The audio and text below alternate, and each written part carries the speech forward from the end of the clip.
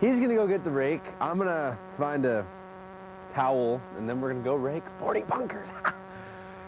And while we do that, I want you to go talk to my friend David, who hangs out with some tombstone engravers and works at a shop in Springfield. Check it out. My name is David Pastore-Theriaque. I am a student at the High School of Science Technology. I'm a freshman. I am 15 and I am from Springfield, Massachusetts.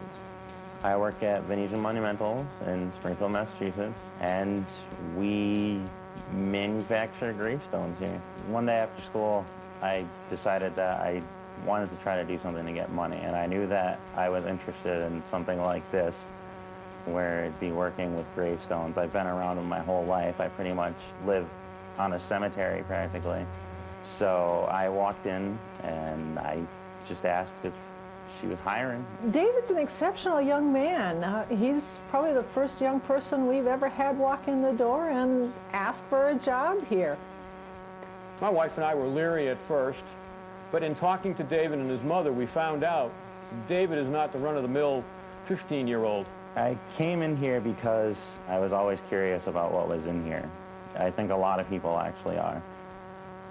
He was like, shall we say, a godsend. He walked in the door and he was very personable and he's very responsible about his work, and we're glad to have him.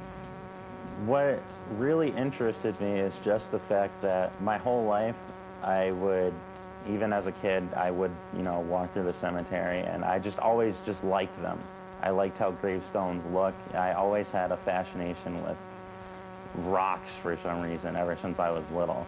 And it was kind of funny to think about afterward that I was actually working in a business like this. This is what it will look like after it comes out of the sandblast room, and we've masked it.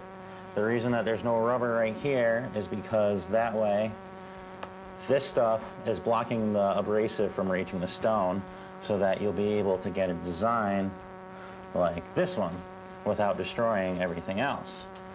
And then after, you peel off this is what will happen when you have the rubber on it. It will stay polished, so you can see how the cross is separated from everything else. Many of the kids that I go to school with find it interesting because when they think of this business, they think of they actually think that we're working with dead people, and we really have nothing to do with that.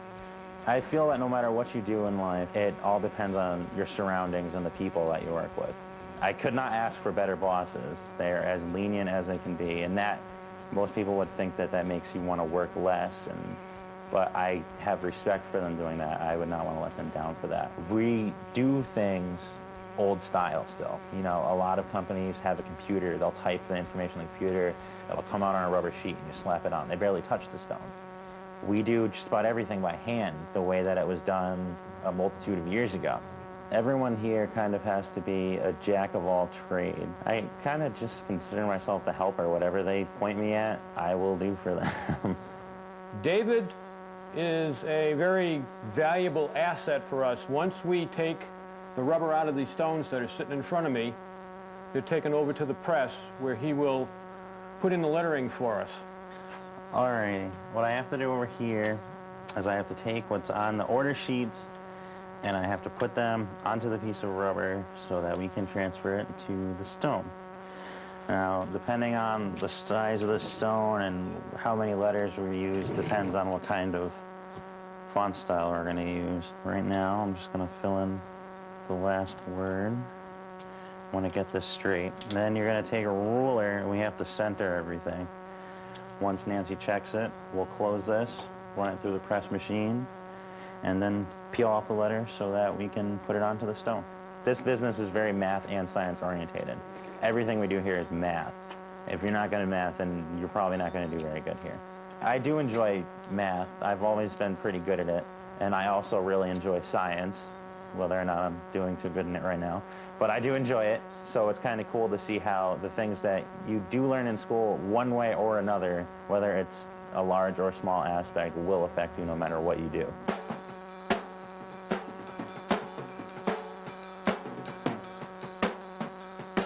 I love music class in school. I think it's It's nice to have an outlet like that in an environment like high school that can get very hectic and chaotic, to have a class where you know it's not just all about being perfect. Being a musician is definitely what makes me glad that I wake up in the morning. It's fun, it's constructive, it's really not hurting anybody. So it's all these good aspects in one. Most musicians I look up to just because of the fact that, you know, they were able to make it somewhere with what they do. I like to think that maybe one day I can do something like that.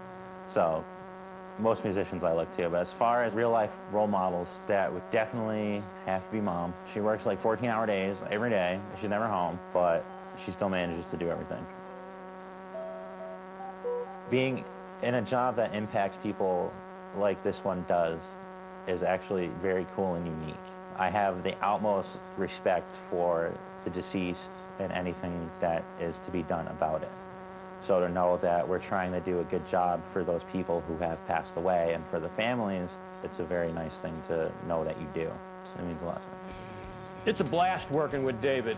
Doesn't matter what kind of work I'll throw at him, he's ready and willing to do it. A lot of people come home from work and talk about how they hate their job, and I look forward to working. My advice to teens who would like to start working at a young age is, one, school is always first.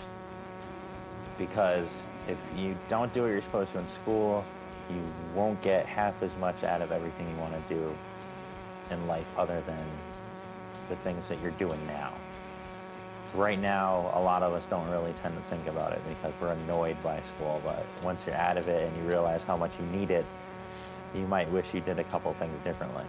Working here has opened up another door as far as a career option. You learn stuff every day, and because of the fact that you have this responsibility, you enjoy what you do, you get a little bit more out of life than you would sitting at home. So more or less, it's opened up a couple new doors for the future, yeah.